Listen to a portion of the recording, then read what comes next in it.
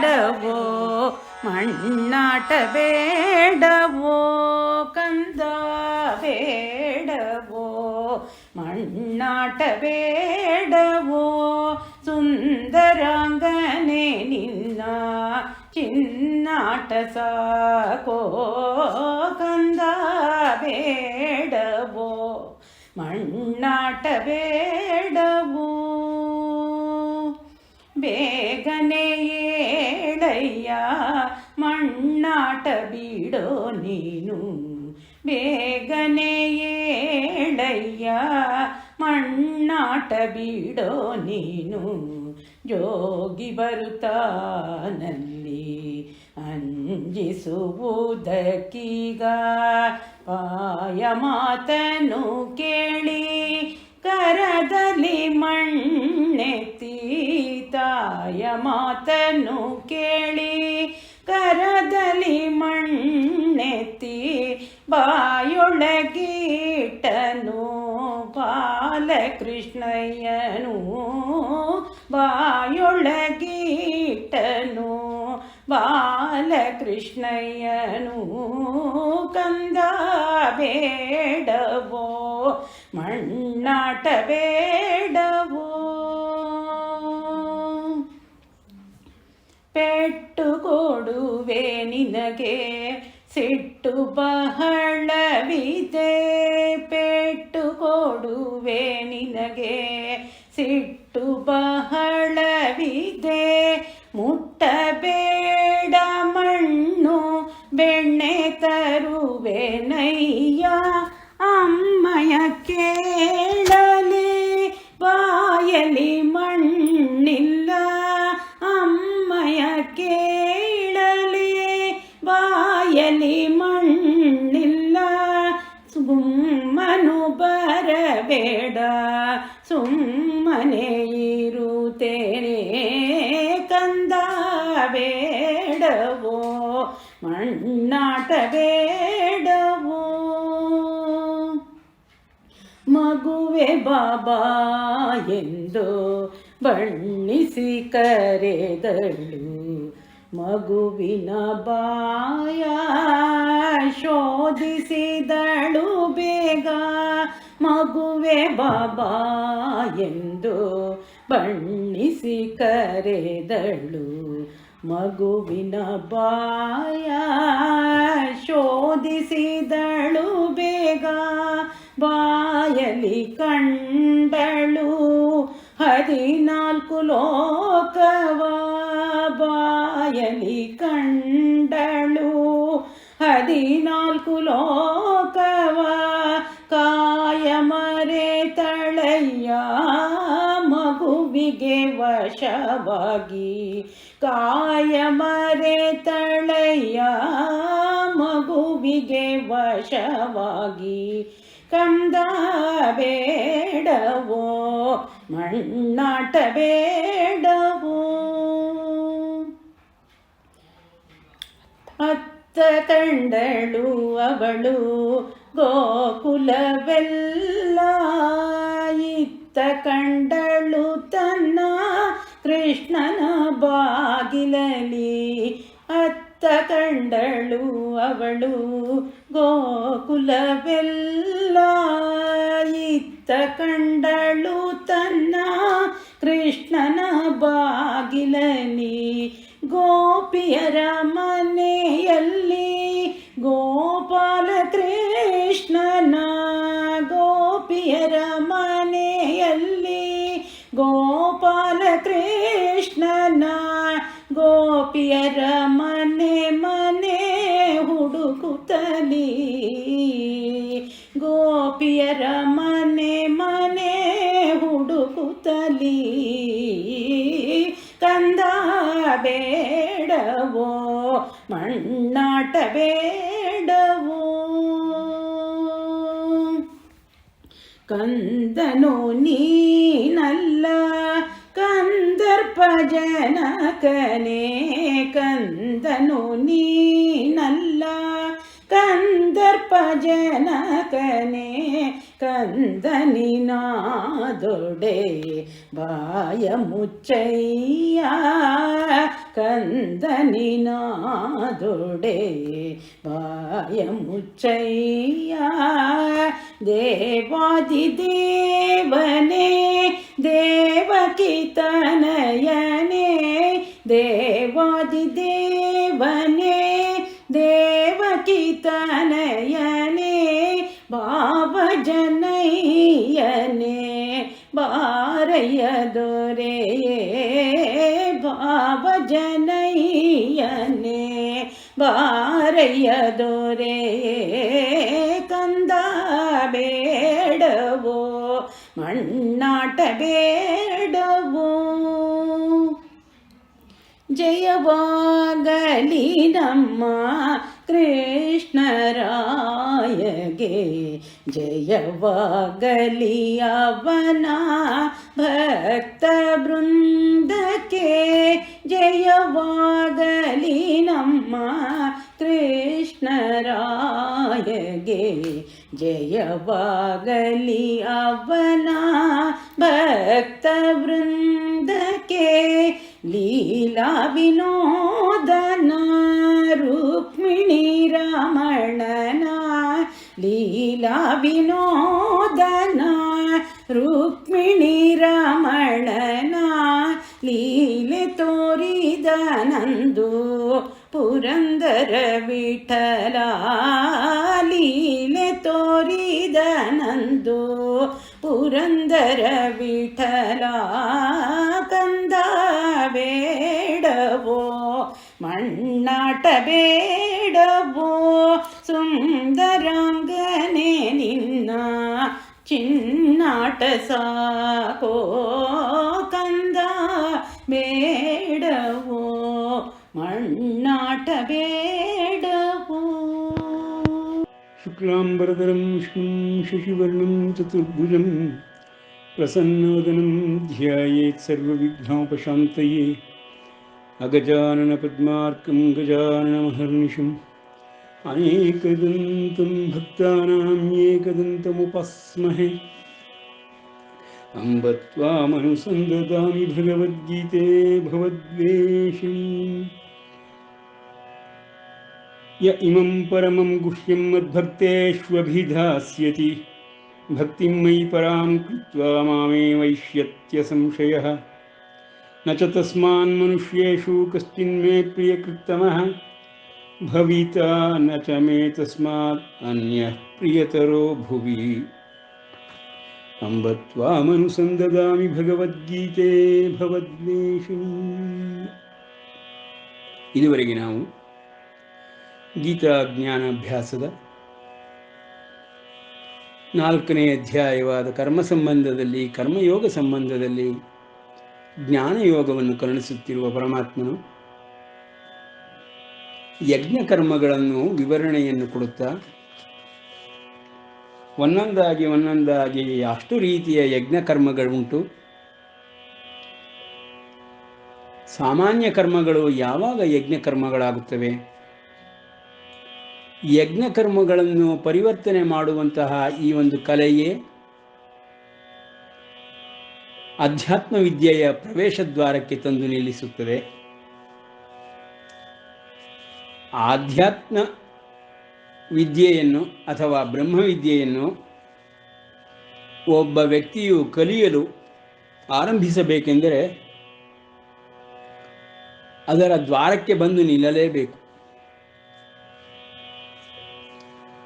ದ್ವಾರಕ್ಕೆ ಬಂದು ನಿಂತೊಡನೆಯೇ ಅವನು ದ್ವಾರಕ್ಕೆ ಬಂದು ನಿಂತಿದ್ದಾನೆ ಎಂಬುದು ಹೇಗೆ ತಿಳಿದು ಬರುತ್ತದೆ ಎಂದರೆ, ವೈಕುಂಠ ಲೋಕದ ದ್ವಾರದಲ್ಲಿ ಜಯವಿಜಯರು ಕಾಯುತ್ತಲೇ ಇರುತ್ತಾರೆ, ದ್ವಾರಪಾಲಕರು. ಅದು ವೈಕುಂಠ ಲೋಕದಲ್ಲಿ ಆಧ್ಯಾತ್ಮ ವಿದ್ಯೆಯ ಸರ್ವಶ್ರೇಷ್ಠವಾಗಿರುವಂತಹ ಕೇಂದ್ರ ಬಿಂದುವಾಗಿರುವಂತಹ ಸಹೃದಯರಿಗೆ ದೊರಕುವಂತಹ ವೈಕುಂಠ ಲೋಕ. ಸಾತ್ವಿಕ ಸ್ವರೂಪ ಇಲ್ಲವಾದರೆ ಅತೀತವಾಗಿರುವಂತಹ ಸಕಲ ಲಕ್ಷಣಗಳನ್ನು ಹೊಂದಿರುವಂತಹ ಆ ವೈಕುಂಠ ಲೋಕದ ದ್ವಾರಪಾಲಕರಾಗಿ ಜಯವಿಜಯರೇ ಕಾಯುತ್ತಲಿರುತ್ತಾರೆ. ಇದು ಪರಲೋಕದ ವಿಷಯವಾದರೆ, ಇಹಲೋಕದಲ್ಲಿ ಆಧ್ಯಾತ್ಮ ವಿದ್ಯೆಯ ಬ್ರಹ್ಮವಿದ್ಯೆಯ ದ್ವಾರವನ್ನು ಯಾರಪ್ಪ ಕಾಯುತ್ತಿರುತ್ತಾರೆ? ಅದೇ ಜಯ ವಿಜಯರು ಶಾಪಗ್ರಸ್ತರಾಗಿ ರಾವಣ, ಕುಂಭಕರ್ಣ, ಹಿರಣ್ಯಾಕ್ಷ, ಹಿರಣ್ಯಕಶಿಪು, ಶಿಶುಪಾಲ, ದಂತವಕ್ರನೆಂಬ ಆಸುರಿ ಗುಣಗಳನ್ನು ಹೊಂದಿದ ಜನ್ಮವನ್ನು ಪಡೆದಂತಹ ಆಸುರಿ ಗುಣಗಳಿಗೆ ಮೂಲ ಕಾರಣರಾದಂತಹ ರಾಹುಕೇತುಗಳಾಗಿ ಇಹಲೋಕದಲ್ಲಿ ಪ್ರವೇಶ ದ್ವಾರವನ್ನು ಕಾಯುತ್ತಲೇ ಇರುತ್ತಾರೆ.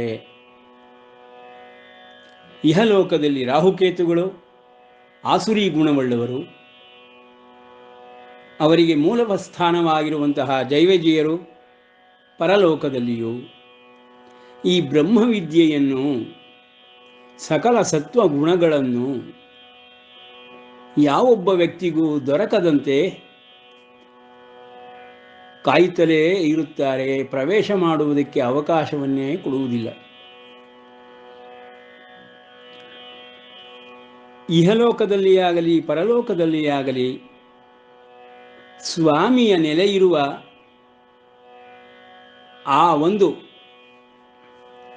ಪ್ರದೇಶಕ್ಕೆ ಪ್ರವೇಶ ಪಡೆಯಲು ಸ್ವಾಮಿಯ ಕೃಪೆಯು ಅತ್ಯಂತ ಅವಶ್ಯಕ. ಅದಕ್ಕೆ 10ರಷ್ಟು ಅವಶ್ಯಕ ದ್ವಾರಪಾಲಕರದು ಕೃಪೆ. ದ್ವಾರಪಾಲಕರು ಬಹಳ ಶಕ್ತಿಶಾಲಿಗಳು. ಅದನ್ನು ಜಯ ವಿಜಯರು ಹಿರಣ್ಯಾಕ್ಷ, ಹಿರಣ್ಯಕಶಿಪು, ರಾವಣ, ಕುಂಭಕರ್ಣ, ಶಿಶುಪಾಲ, ದಂತವಕ್ರರಾಗಿ ಭೂಮಂಡಲದಲ್ಲಿ ಜನ್ಮ ತಾಳಿ ತಮ್ಮ ಬಲಾಬಲಗಳನ್ನು ನಿರೂಪಿಸಿದ್ದಾರೆ.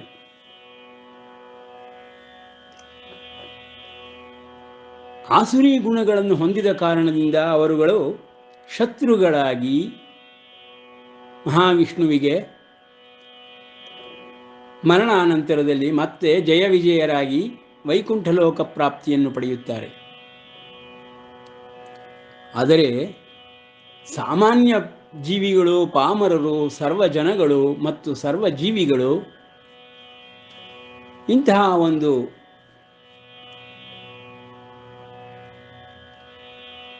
ವೈಕುಂಠ ಲೋಕವನ್ನು ಪಡೆಯುವುದಕ್ಕಾಗಿ 100 ಜನ್ಮಗಳನ್ನೇ ಎತ್ತಿ ಸಕಲ ಸಾಧನೆಗಳನ್ನು ಮಾಡುತ್ತಾ ಸಿದ್ಧಿಗಳನ್ನು ಪಡೆದುಕೊಂಡು ಸಿದ್ಧರಾಗಿ ಆ ಸಿದ್ಧಿಗಳನ್ನು ದಾಟಿಕೊಂಡು ಆಧ್ಯಾತ್ಮ ದ್ವಾರಕ್ಕೆ ಬಂದು ನಿಲ್ಲುತ್ತಾರೆ. ಸಿದ್ಧಾದಿ ದೇವತೆಗಳು ಆಧ್ಯಾತ್ಮ ದ್ವಾರದಲ್ಲಿಯೇ ಇರುತ್ತಾರೆ. ಆದರೆ ಸಿದ್ಧಾದಿ ದೇವತೆಗಳು ಆಧ್ಯಾತ್ಮ ದ್ವಾರದ ಪ್ರವೇಶವನ್ನು ಮಾಡಿ ಪರಲೋಕದ ಆವರಣದಲ್ಲಿ ನಿರಂತರವಾಗಿ ವಾಸ ಮಾಡುತ್ತಿರುತ್ತಾರೆ. ವೈಕುಂಠಲೋಕ ಅವರುಗಳಿಗೂ ಅಷ್ಟು ಸುಲಭ ಸಾಧ್ಯವಾಗಿ ಸಿಗುವಂತಹ ಪ್ರದೇಶವಲ್ಲ. ಇನ್ನು ಸ್ವಾಮಿಯ ಕೃಪೆಯಿಲ್ಲದಿದ್ದರೆ ಅವನ ದರ್ಶನವಂತೂ ಸಾಧ್ಯವೇ ಇಲ್ಲ. ವಿಷ್ಣು ನಮ್ಮ ಪುರಾಣದ ಬಹುತೇಕ ಕಥೆಗಳಲ್ಲಿ ಮಹಾಮಾಯಾವಿ ಎಂಬುದಾಗಿಯೇ ನಿರೂಪಿಸಲ್ಪಟ್ಟಿದೆ. ಮಹಾವಿಷ್ಣುವನ್ನು ದೇವತಾದಿಗಳು ಅಷ್ಟು ಸುಲಭವಾಗಿ ದರ್ಶನವನ್ನು ಪಡೆಯಲು ಸಾಧ್ಯವಾಗುವುದಿಲ್ಲ. ತನ್ನ ಮಾಯೆಯನ್ನು ದಾಟಲು ಯಾರಿಗೂ ಶಕ್ಯವಿಲ್ಲವೆಂಬುದಾಗಿ ಪರಮಾತ್ಮನೇ ಈ ಗೀತೆಯೊಳಗೆ ತಿಳಿಸಿಕೊಡುತ್ತಾನೆ. ಅವನ ಕೃಪೆಯೊಂದಿದ್ದರೆ ಈ ಮಾಯೆಯನ್ನು ದಾಟಲು ಸಾಧ್ಯ. ಅರ್ಜುನ, ದಿವ್ಯ ಭವ್ಯ ಚ ಮೇ ಜನ್ಮಂ ಎಂಬುದಾಗಿ ಹೇಳುತ್ತಾನೆ. ಇಂತಹ ಪರಮಾತ್ಮನನ್ನು ಪ್ರತಿಯೊಂದು ಜೀವಿಯೂ ಪಡೆಯಲೇಬೇಕೆಂಬ ಕಾತುರದಿಂದ ಆತುರದಿಂದ ಪರಮಾತ್ಮನೆಡೆಗೆ ಸಾಗುತ್ತಿರುತ್ತಾರೆ. ಅವರುಗಳಿಗೆ ಅಡೆತಡೆಯಾಗಿ ಈ ಮಾಯಾ ಶಕ್ತಿ ಎಂಬುದು ಜೀವನಕ್ಕೆ ಹೇಗೆ ಆಧಾರವಾಗಿ ಕಾರಣವಾಗಿ ಇರುತ್ತದೆಯೋ ಹಾಗೆ ಆಧ್ಯಾತ್ಮ ಪಯಣಕ್ಕೂ ಆ ಮಾಯಾಶಕ್ತಿಯೇ ಕಾರಣವಾಗಿರುತ್ತದೆ. ಆದರೆ ಮಾಯಾಶಕ್ತಿ ಪರಮಾತ್ಮನೆಡೆಗೆ ಕರೆದುಕೊಂಡು ಹೋಗುವುದರ ಬದಲು ಪ್ರಪಂಚದ ಕಡೆಗೆ ನಮ್ಮೆಲ್ಲರನ್ನೂ ಒಯ್ಯುತ್ತಲೇ ಇರುತ್ತದೆ. ಈ ರೀತಿಯಲ್ಲಿ ಈ ವಿದ್ಯುದಂಶ ಧನಾಂಶಗಳನ್ನು ನಾವು ಅರ್ಥ ಮಾಡಿಕೊಳ್ಳಬೇಕು. ಶಕ್ತಿಯ ಪ್ರಕಾರಗಳು, ಇಂತಹ ಶಕ್ತಿಯ ಪ್ರಕಾರಗಳು ಪ್ರತಿಯೊಬ್ಬ ಜೀವಿಗೂ ದೇಹದ ಒಳಗೆ ಆಂತರಿಕ ಶಕ್ತಿಯಾಗಿಯೂ ಕಾರ್ಯನಿರ್ವಹಿಸುತ್ತಲೇ ಇರುತ್ತದೆ. ಭಗವದ್ಗೀತೆ ಎಲ್ಲರೂ ಓದಲೇಬೇಕಾದಂತಹ ಒಂದು, ತಿಳಿದುಕೊಳ್ಳಲೇಬೇಕಾದಂತಹ ಒಂದು ಜ್ಞಾನ ಗ್ರಂಥ. ಅದರಲ್ಲಿ ವ್ಯಷ್ಟಿ ರೂಪದಲ್ಲಿರುವಂತಹ ಅರ್ಜುನನ ಅಂತರಂಗವನ್ನು ನಮ್ಮಂತಹ ಸಾಮಾನ್ಯ ಪಾಮರ ಜನನನ್ನು ಪ್ರತಿನಿಧಿಸುತ್ತಾ ಅರ್ಜುನನು ಪ್ರಶ್ನೆಗಳನ್ನು ಹಾಕುತ್ತಾ ಹೋಗುತ್ತಾನೆ. ಪರಲೋಕವಾಸಿಗಳು ಮತ್ತು ಅವರ ಪ್ರತಿನಿಧಿಗಳಾಗಿ ಸಮಷ್ಟಿ ರೂಪದಲ್ಲಿರುವಂತಹ ಶ್ರೀಕೃಷ್ಣನು ಅವನ ಅಂತರಂಗವನ್ನು ಸಂಪೂರ್ಣವಾಗಿ 6 ಅಧ್ಯಾಯಗಳಲ್ಲಿ ವಿವರವಾಗಿ ತಿಳಿಸಿಕೊಡುತ್ತಾ ವಿಶ್ವಾತ್ಮನಾಗಿ, ವಿಶ್ವದೇಹಿಯಾಗಿ ಹೇಗೆ ಪ್ರಕಟಗೊಂಡಿದ್ದಾನೆ, ಹೇಗೆ ಈ ವಿಶ್ವವನ್ನೇ ಆಕ್ರಮಿಸಿಕೊಂಡಿದ್ದಾನೆ, ನಡೆಸಿಕೊಂಡು ಬರುತ್ತಿದ್ದಾನೆ ಎಂಬುದೆಲ್ಲವನ್ನು ತಿಳಿದುಕೊಳ್ಳಬಹುದು. ಕೊನೆಯ 6 ಅಧ್ಯಾಯಗಳಲ್ಲಿ ಪ್ರತಿಯೊಂದು ಜೀವಿಯೂ ಅಥವಾ ಮನುಷ್ಯನು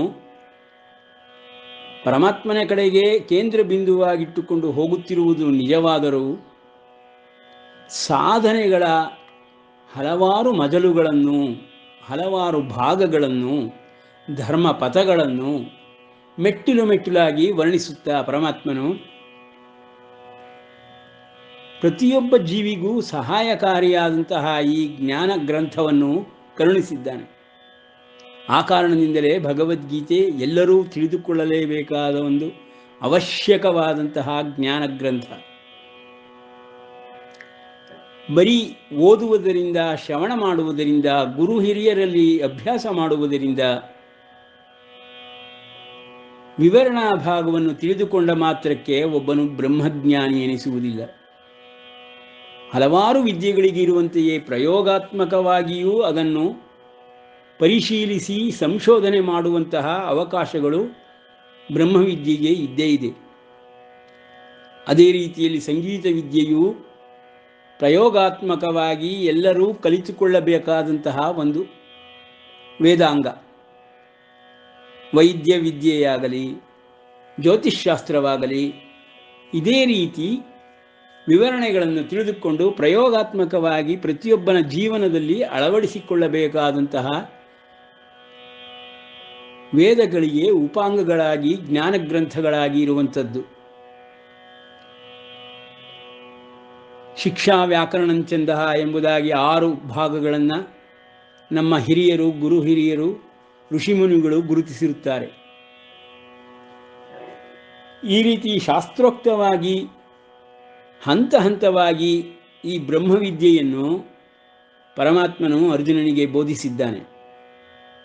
ಆ ಒಂದು ಕಾರಣದಿಂದಲೇ ಭಗವದ್ಗೀತೆ ಅತ್ಯಂತ ಶ್ರೇಷ್ಠವಾದಂತಹ ಜ್ಞಾನಗ್ರಂಥ. ಬರೀ ಜ್ಞಾನಗ್ರಂಥವೆಂದಾದರೆ ಬೈಬಲ್ಲು ಮತ್ತು ಕುರಾನ್ಗಳಂತೆ ಜ್ಞಾನ ಸಂಪಾದನೆ ಮಾಡಿದ ಮಾತ್ರಕ್ಕೆ ಇದು ಮುಗಿಯುವುದಲ್ಲ. ಜ್ಞಾನ ಸಂಪಾದನೆಗೆ ಹಲವಾರು ಜನ್ಮಗಳು ಎತ್ತಬೇಕಾಗಿರುವಂತಹ ಈ ಒಂದು ಕಲಿಯುಗದಲ್ಲಿ ಬ್ರಹ್ಮವಿದ್ಯೆಯನ್ನು ಕಲಿತುಕೊಳ್ಳಬೇಕೆಂದರೆ ಗುರುವಿನ ಅವಶ್ಯಕ ಉಂಟಾಗಿದೆ. ಬೇರೆ ಜ್ಞಾನ ಗ್ರಂಥಗಳಂತಲ್ಲ. ಗುರುವಿನ ಸಹಾಯವಿಲ್ಲದಿದ್ದರೆ ಹಲವಾರು ಆಂತರ್ಯಗಳನ್ನು, ಮರ್ಮಗಳನ್ನು ಭಗವದ್ಗೀತೆಯಲ್ಲಿ ತಿಳಿದುಕೊಳ್ಳಲು ಸಾಧ್ಯವಾಗುವುದೇ ಇಲ್ಲ. ವಿವರಣಾ ಭಾಗದಲ್ಲಿಯೇ ತಿಳಿದುಕೊಳ್ಳಲಾಗದೇ ಇರುವಂತಹ ಅತ್ಯಂತ ಕಠಿಣವಾದ, ಜಟಿಲವಾದ, ಕ್ಲಿಷ್ಟವಾದಂತಹ ಈ ಬ್ರಹ್ಮವಿದ್ಯೆ ಪ್ರಯೋಗಾತ್ಮಕವಾಗಿ ಅನುಸರಿಸಿ ಅನುಕರಿಸಿ ಅನುಸಂಧಾನ ಮಾಡಿ ಅನುಷ್ಠಾನವನ್ನು ಗೊಳಿಸುವುದು ಅಷ್ಟು ಸುಲಭದ ಮಾತಲ್ಲ. ಆದರೂ ಈಗಾಗಲೇ ನಾವು 1.5 ವರ್ಷಗಳಿಂದ ಸುಮಾರು 225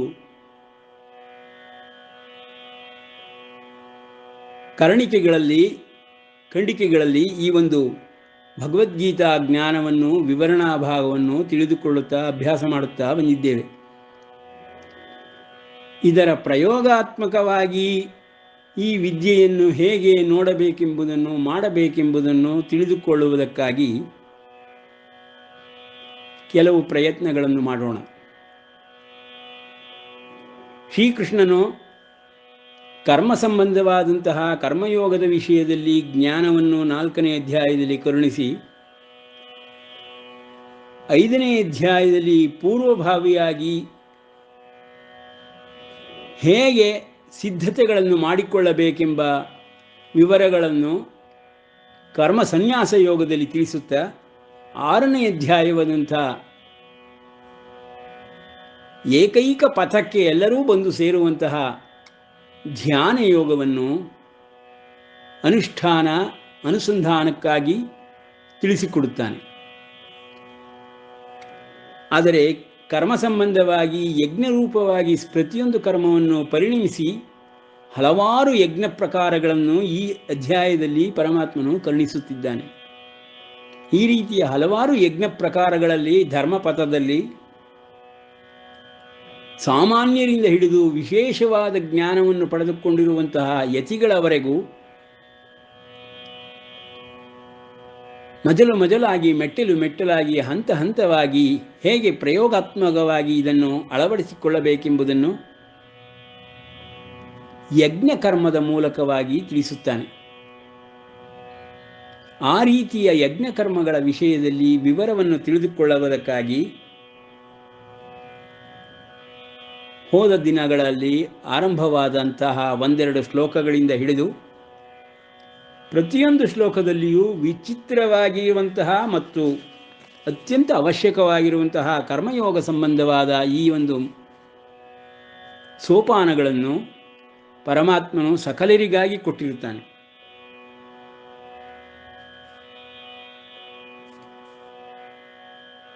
ಬ್ರಹ್ಮಾರ್ಪಣಂ ಬ್ರಹ್ಮಹವಿರ್ ಬ್ರಹ್ಮಾಗ್ನೌ ಬ್ರಹ್ಮಣಾಹುತಂ ಬ್ರಹ್ಮೈವ ತೇನ ಗಂತವ್ಯಂ ಬ್ರಹ್ಮಕರ್ಮ ಸಮಾಧಿನ ಎಂಬ ಅಲ್ಟಿಮೇಟ್ ಚರಮ ಗುರಿ ಪ್ರತಿಯೊಬ್ಬ ಜೀವಿಯೂ ತಲುಪಲೇಬೇಕು.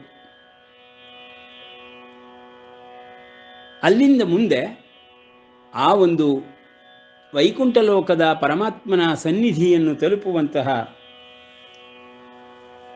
ಈ ಬ್ರಹ್ಮಾರ್ಪಣಂ ಬ್ರಹ್ಮಹವಿರ್ ಎಂಬ ಶ್ಲೋಕವು ಹೇಗೆ ಮೆಟ್ಟಲಾಗಿ ಸೋಪಾನಗಳಾಗಿ ಮಾಡಲ್ಪಟ್ಟಿದೆ ಎಂಬುದನ್ನು ಮುಂದಿನ ಶ್ಲೋಕದಿಂದ ವರ್ಣಿಸುತ್ತಾ, ದೈವಮೇವಾಪರೇ ಯಜ್ಞಂ ಯೋಗಿನಃ ಪರ್ಯುಪಾಸತೆ ಬ್ರಹ್ಮಾಗ್ನೌ ಅಪರೇ ಯಜ್ಞಂ ಯಜ್ಞೇನೈವೋಪಜುಹ್ವತಿ ಶ್ರೋತ್ರಾದೀನೀಂದ್ರಿಯಾಣ್ಯನ್ಯೇ ಸಂಯಮಾಗ್ನಿಷು ಜುಹ್ವತಿ ಶಬ್ದಾದೀನ್ ವಿಷಯಾನ್ ಅನ್ಯ ಇಂದ್ರಿಯಾಗ್ನಿಷು ಜುಹ್ವತಿ ಸರ್ವಾಣೀಂದ್ರಿಯ ಕರ್ಮಾಣಿ ಪ್ರಾಣಕರ್ಮಾಣಿ ಚಾಪರೇ ಆತ್ಮಸಂಯಮ ಯೋಗಾಗ್ನೌ ಜುಹ್ವತಿ ಜ್ಞಾನದೀಪಿತೆ. ನೋಡಿ, ಇಲ್ಲಿ ಜ್ಞಾನದೀಪಿತೆ ಎಂಬ ಪದಕ್ಕೆ ನಾವು ಅರ್ಥವನ್ನು ತಿಳಿದುಕೊಳ್ಳಬೇಕೆಂದರೆ 3 ರೀತಿಯ ಶ್ರದ್ಧೆಗಳನ್ನು ಮತ್ತು ಗುಣಗಳನ್ನು ವರ್ಣಿಸಿದ ಪರಮಾತ್ಮನು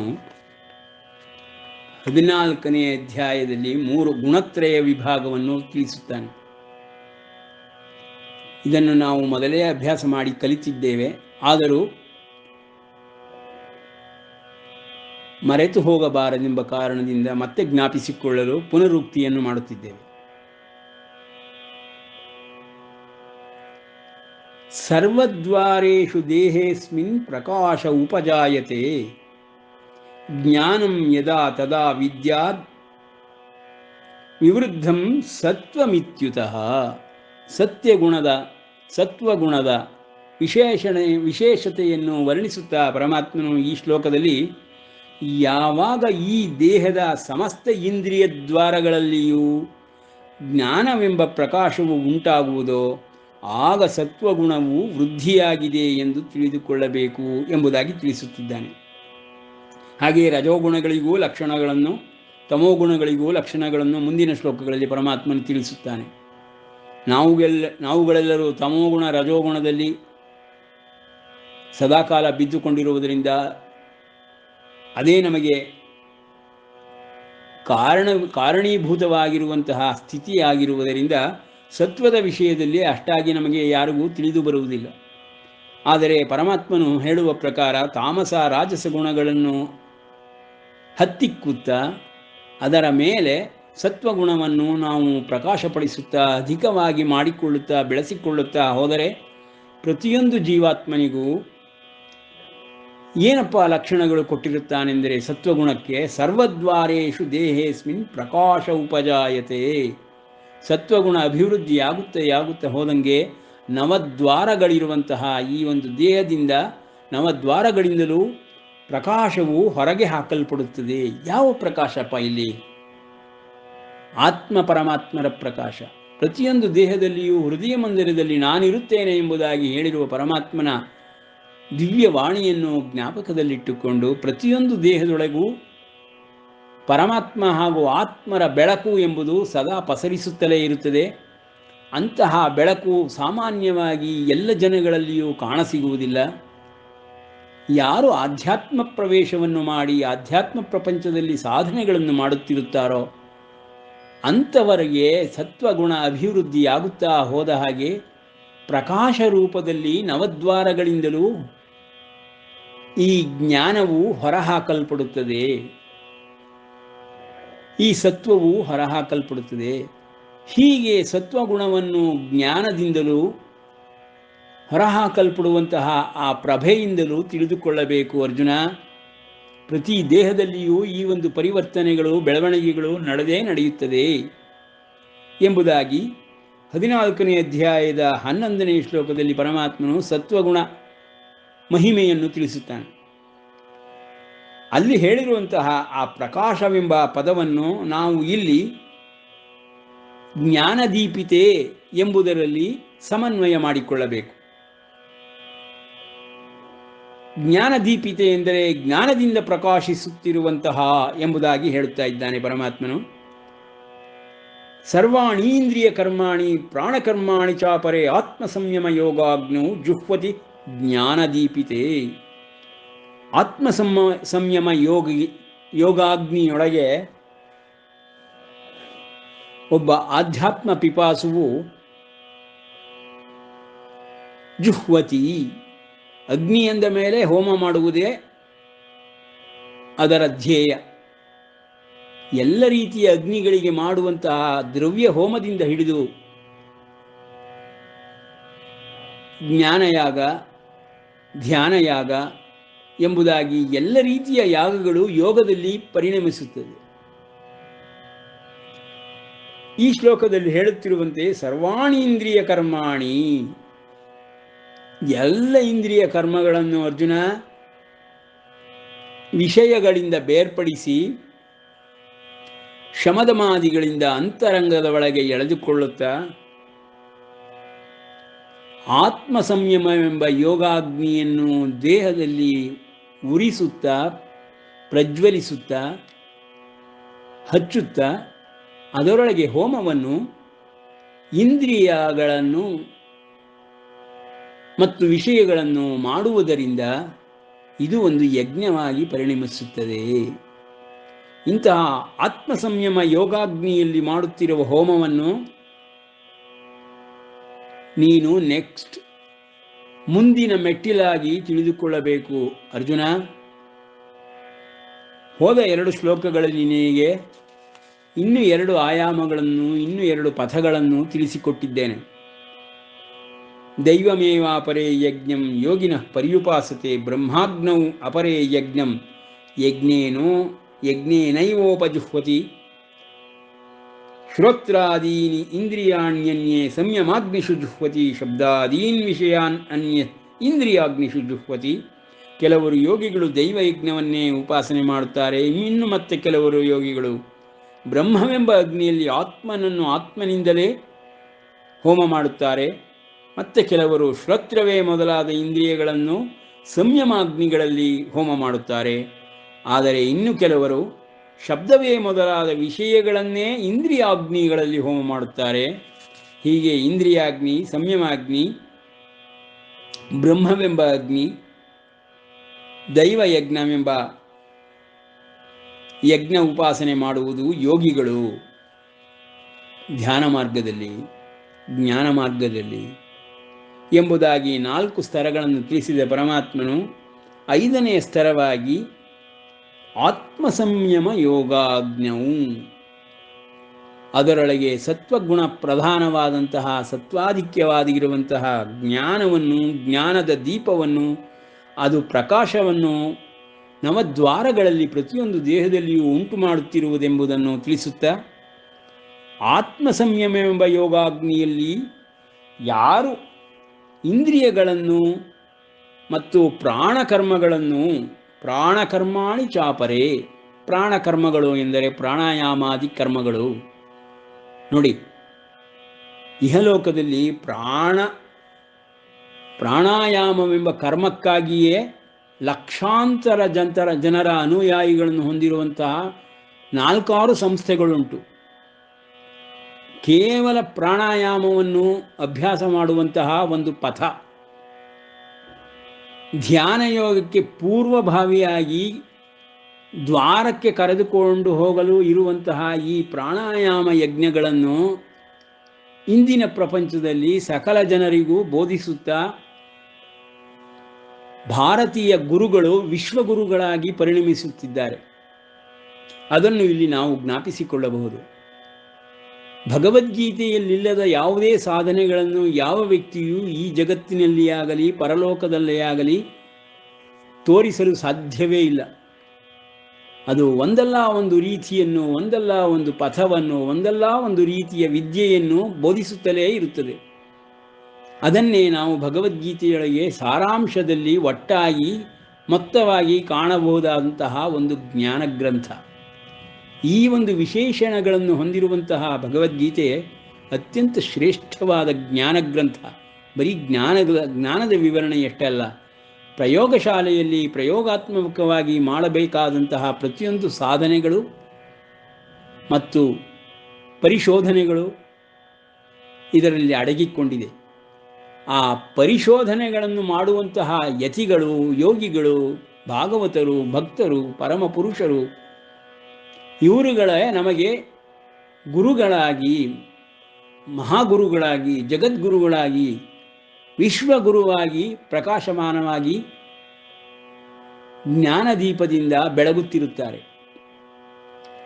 ಅಂತಹವರುಗಳ ವಿಷಯಗಳನ್ನು ಪರಮಾತ್ಮನು ಇಲ್ಲಿ ತಿಳಿಸುತ್ತಾ ಯಜ್ಞಗಳ ಹಲವಾರು ವಿಧಗಳನ್ನು ವರ್ಣಿಸುತ್ತಾ